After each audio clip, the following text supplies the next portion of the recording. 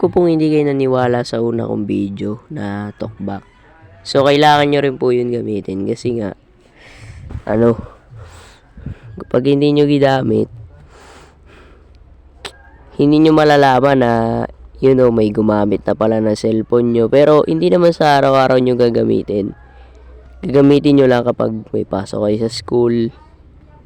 So, yung cellphone nyo, iwan nyo sa bahay.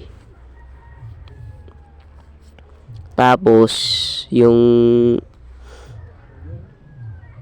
cellphone nyo, iwan nyo sa pwesto nyo habang tulog kayo. Hindi nyo alam na may kumuha or pwede rin na i-change password ninyo. So, siyempre, dahil ako makakalimutin, talkback na lang gagamitin ko. Para at least alam ko na may gumamit ng cellphone ko kasi magsasalita yun mag-isa. Tsaka hindi naman nila alam kung paano talaga yun gamitin yung talkback.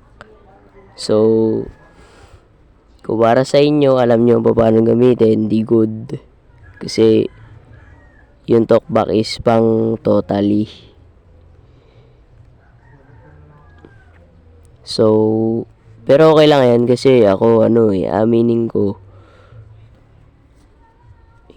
low vision din ako, kaya, pero hindi na kailangan ng talkback kahit low vision ako.